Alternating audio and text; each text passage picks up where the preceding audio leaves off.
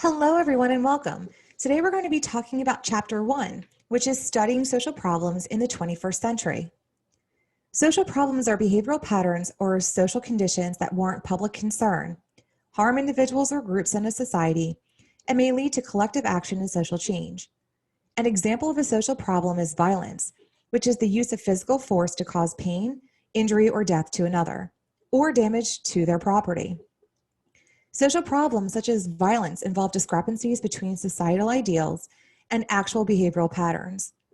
Sociology is the academic and scholarly discipline that engages in systematic study of human society and social interactions.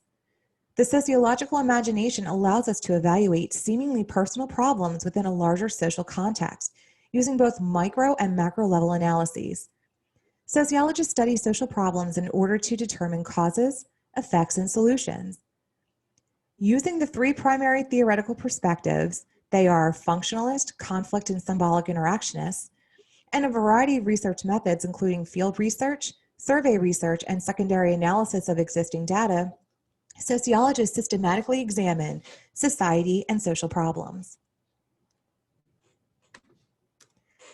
By the time you are done examining Chapter 1, you should be able to do the following things. 1, define the term social problem and identify reasons why some social conditions are labeled as social problems while others are not.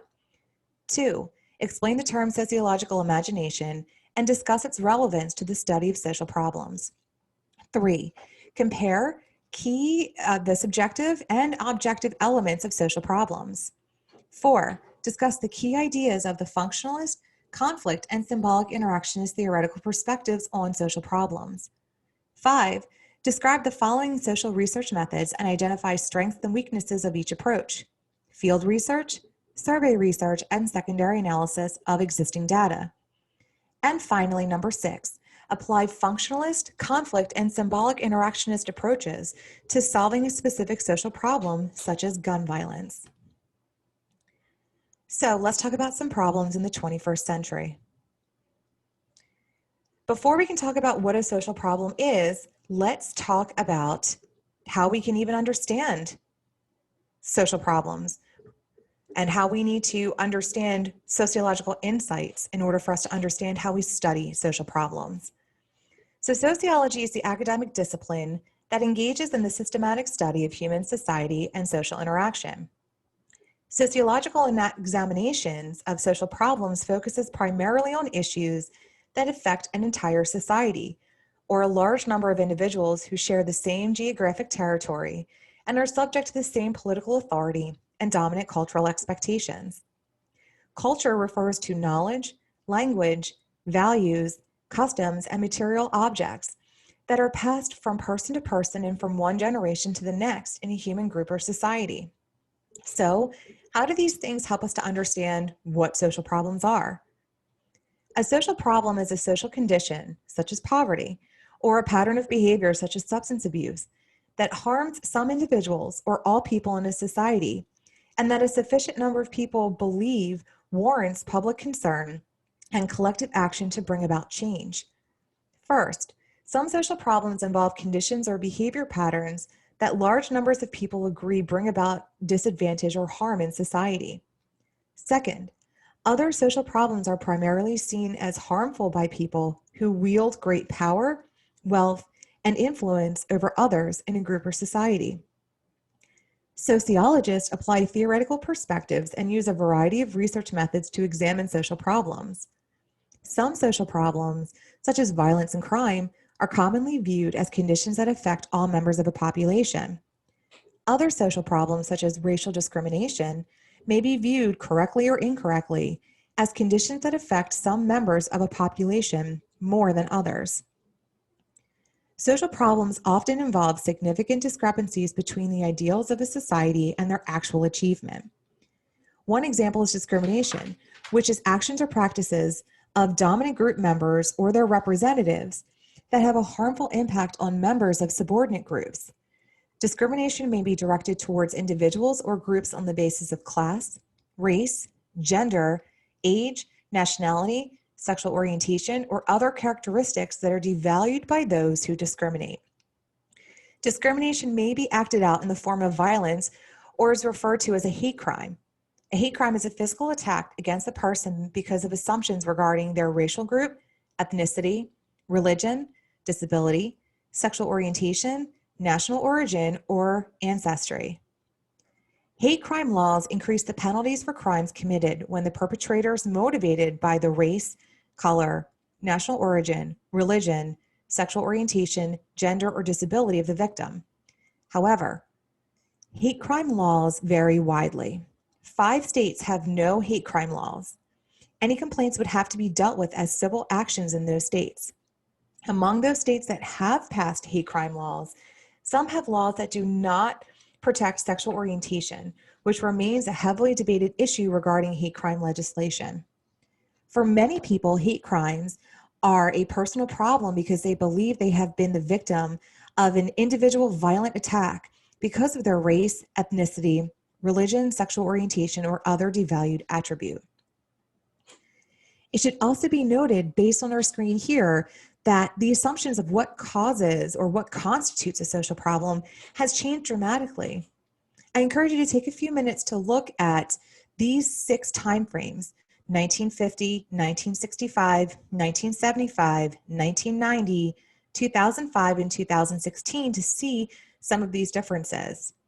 A lot changes in 15 years. So from 1950 to 65, 65 to 75, 75 to 90, 90 to 2005, and 2005 to 2016. Within that time frame, there have been many changes.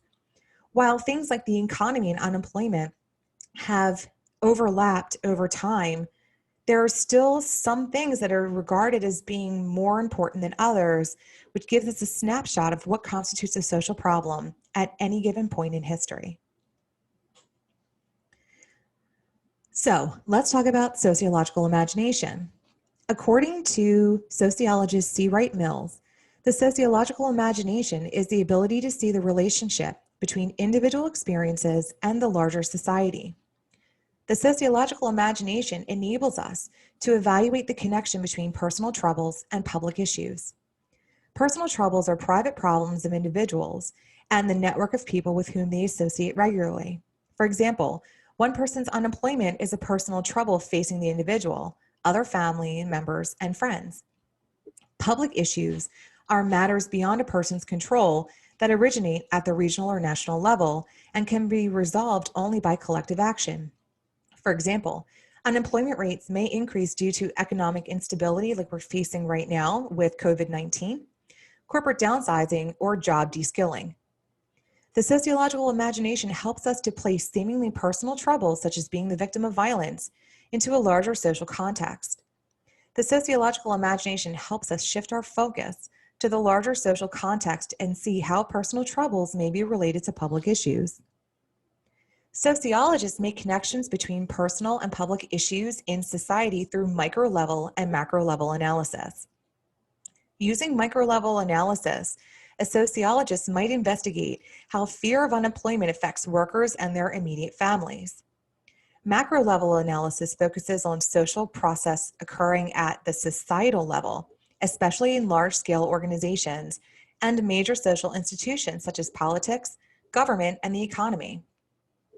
A sociological imagination of social problems enables us to move beyond myths and common sense notions to gain new insights into ourselves and to develop an awareness of the connection between our own world and the worlds of other people.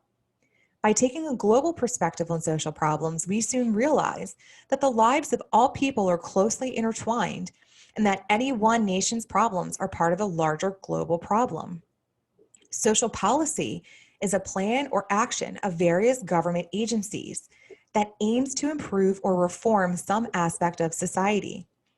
These changes might include increasing employment opportunities, improving education, reducing poverty, providing more affordable housing and better healthcare, or controlling violent crime. One example of a public outcry for social policy reform is the continual call by many members of society for more effective gun control, particularly in the aftermath of each new episode of gun-related violence. This picture here is how you and me, how we can apply the sociological imagination to see how foreclosed homes are part of a larger context of the housing collapse that happened in 2008 and 2009. So let's look at the subjective and objective elements of social problems. A subjective awareness that a social problem exists usually emerges before the objective reality of the problem is acknowledged. Subjective awareness tends to be expressed as a feeling of uneasiness or skepticism about something, but the feeling is not founded on any concrete evidence that a problem actually exists. Consider, for example, the differences in subjective awareness and objective reality when it comes to children and adolescents and the use of social media platforms like Facebook and Twitter, YouTube, and even blogs. Initially, parents and teachers had a subjective awareness that social media use offered many benefits for children and adolescents, including the ability to stay connected with family and friends, make new friends, exchange ideas, and collaborate on group projects as well as get information. However, once we got the objective reality of information, that changed, because now we see that with objective realities and with this objective element of social problems, that we are no longer expressing these feelings of uneasiness or skepticism, but now we have concrete evidence that there's an actual problem that really, truly exists. So in looking at social media platforms, parents now see that we are now shifting away from that subjective awareness into the subjective reality of social media having pros and cons. While you can stay connected and gather information, it could be inaccurate information, and they could be connecting with people who may not be healthy for their child. Here we see an aspect of this subjective awareness that many children, they're eager to engage with violent imagery and weapons as part of their play. But what are the pros and cons of this? What is the objective reality of violence in our society? And is there a connection? Sociologists develop theories and conduct research to determine how social life is organized. A theory is a set of logically related statements that attempt to describe, explain, or predict social events. Sociologists refer to a theoretical framework as a perspective, an overall approach or viewpoint towards some subject. Sociologists refer to this theoretical framework as a perspective, an overall approach or viewpoint towards that subject. Three major theoretical perspectives have emerged in sociology. The functionalist perspective, which views society as a basically stable and orderly entity. The conflict perspective, which views society as an arena of competition and conflict. And the interactionist perspective, which focuses on the everyday routine interactions among individuals. The functionalist and conflict perspectives are based on macro-level analysis because they focus on social processes occurring at the societal level. The interactionist perspective is based on micro-level analysis because it focuses on small group relations and social interaction. So let's look at the functionalist perspective first. According to the functionalist perspective, society is a stable, orderly system composed of a number of interrelated parts, each of which perform a function that contributes to the overall stability of the society. These interrelated parts are social institutions like families, the economy, education, and the government, that a society develops to organize its main concerns and activities so that social needs are met. Each institution performs a unique function, the contribution that each part makes the overall stability of society and the well-being of individuals. Social institutions perform two types of societal functions: manifest functions and latent functions. Manifest functions include the intended and recognized consequences of an activity or social process, and latent functions are the unintended consequences of an activity or social process that are hidden and remain unacknowledged by participants.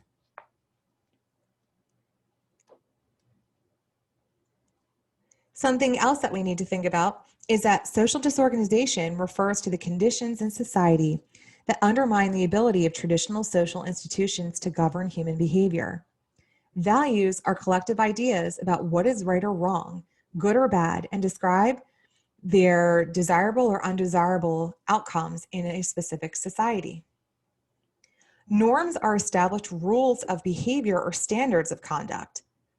Industrialization is the process by which societies are transformed from a dependence on agriculture and handmade products to an emphasis on manufacturing and related industries.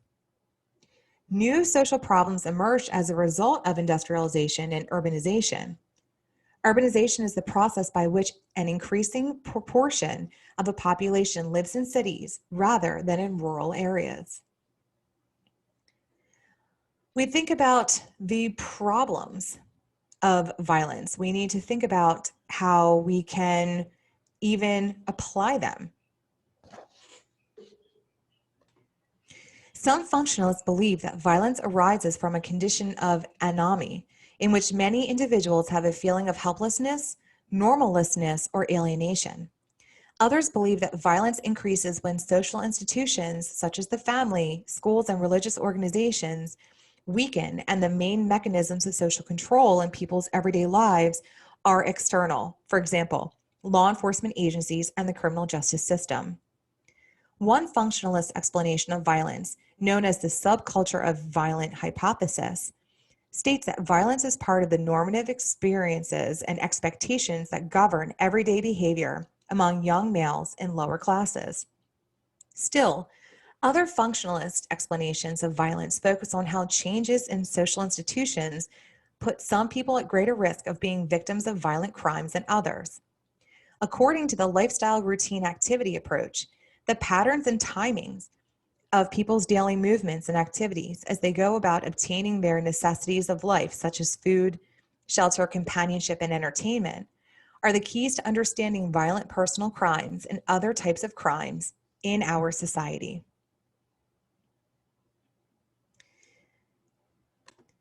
Now let's look at the conflict perspective.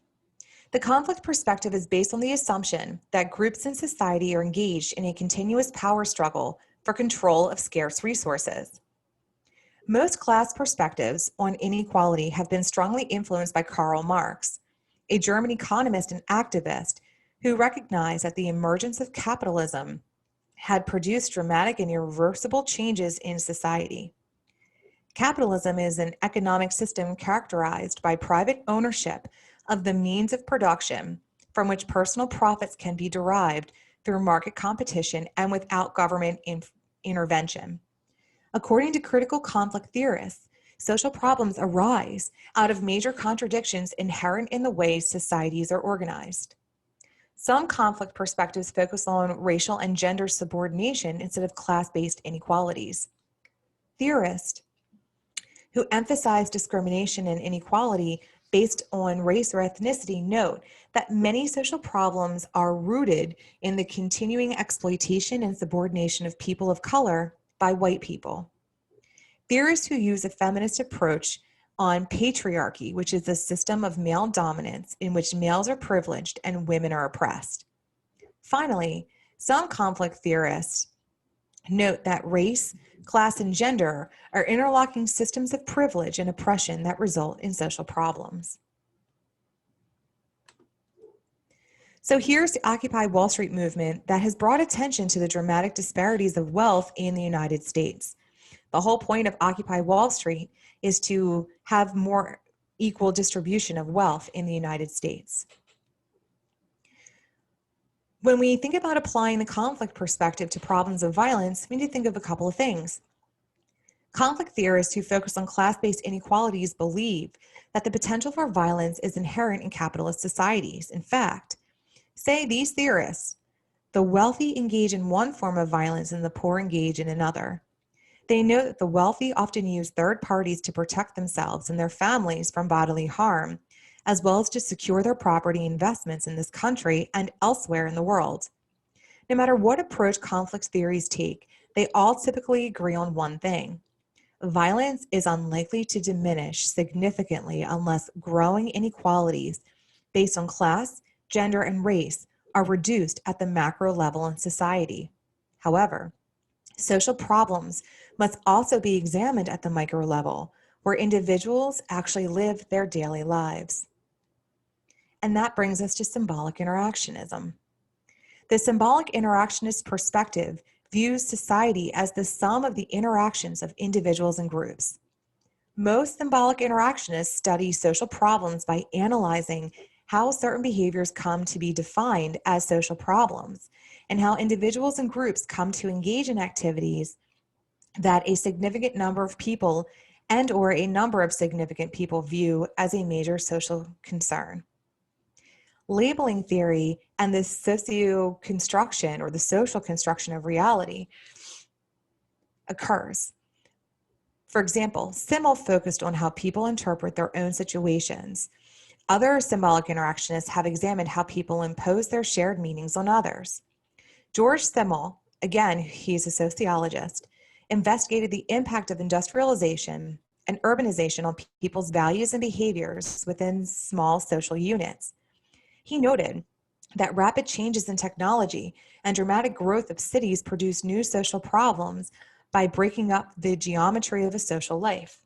According to Simmel, alienation is brought about by a decline in personal and emotional contacts.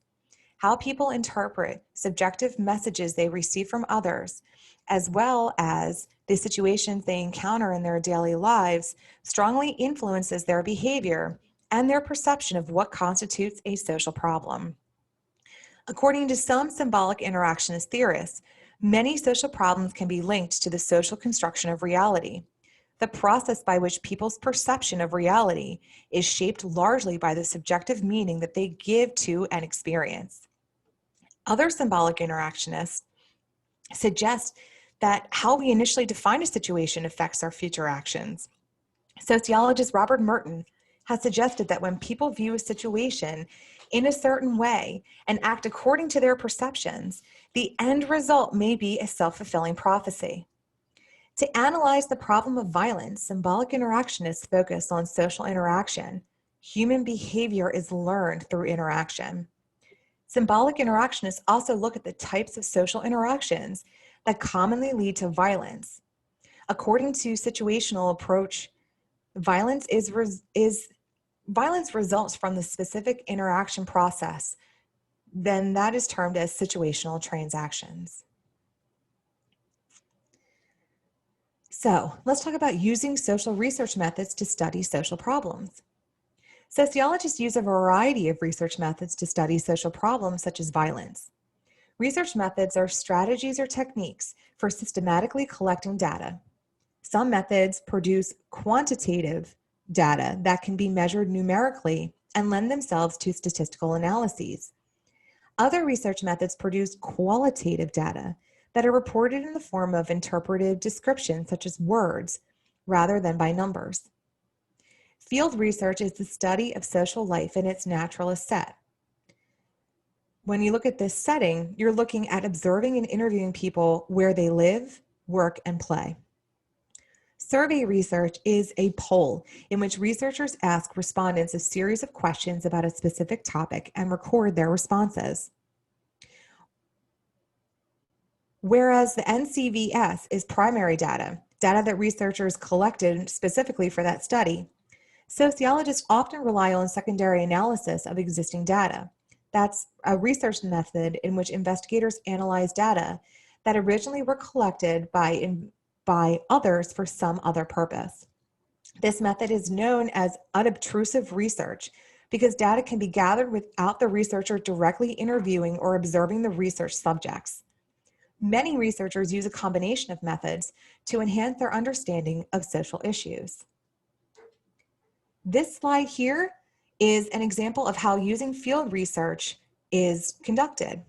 Sociologists have studied gang violence and found that gang members are not all alike. Some don't approve of violence, while others engage in violence only to assert authority. And there are still others who may engage in violence only when they feel threatened or want to maintain their territory. So field research has allowed us, by studying the social life of gang members in their natural setting and observing and interviewing people where they live, work, and play in order to gather this information that not all gang members are alike. So is there a solution to a problem like gun violence? Functionalists who emphasize social cohesion and order in society commonly view social problems as the result of institutional and societal dysfunctions, social disorganization, or cultural lag, among other things.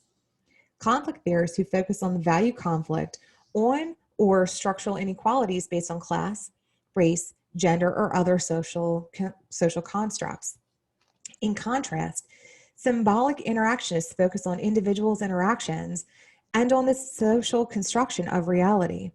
For symbolic interactionists, social problems occur when social interactions are disrupted and people are dehumanized, when people are labeled deviant, or when the individual's definition of a situation causes them to act in a way that produces a detrimental outcome. This here looks at how we can take each one of the three perspectives, functionalism, conflict theory, and symbolic interactionism, what their analysis level is, what the nature and origins of social problems are, and how this can help to look at violence, looking at causes as well as solutions. I encourage you to take a few minutes, pause this recording, and read it. Functionalist and conservative solutions are essentially say that those who adhere to a functionalist approach, they argue that violence can be reduced by strengthening major social institutions, such as the family, education, and religion, so that agents like parents, teachers, and spiritual leaders can be effective in instructing children and young adults, and thereby repressing negative attitudes and antisocial behaviors that might otherwise result in violent behaviors, such as school and mall shootings. Unlike functionalist approaches, sociological perspectives and conservative political approaches to solving the problem of violence, conflict theorists and liberal political analysts generally view increasing social inequity and unresolved discrimination as major factors that contribute to violence in societies. Symbolic interactionists, they look at how in order to find a solution, there needs to be a focus on how violence is learned and how that learned behavior comes from people's interactions in their daily lives. When we think about the critiques of our efforts and in order to find solutions, we need to ask the question, how successful are our attempts to solve the problem of gun violence? The answer to this question is mixed. The United States has been somewhat successful in reducing certain types of violence, at least for several years running. However, most of our efforts have focused on particular types of violence or specific populations or categories of people, rather than on bringing about systematic nationwide change.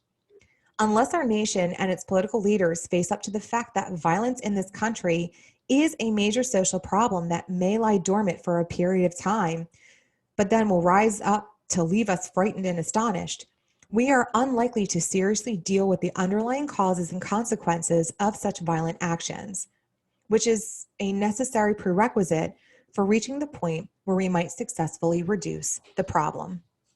I hope that this was helpful for you. If you have any questions, comments, or concerns, please feel free to reach out to me. Otherwise, I hope you have a great day, and I'll talk to you soon. Take care.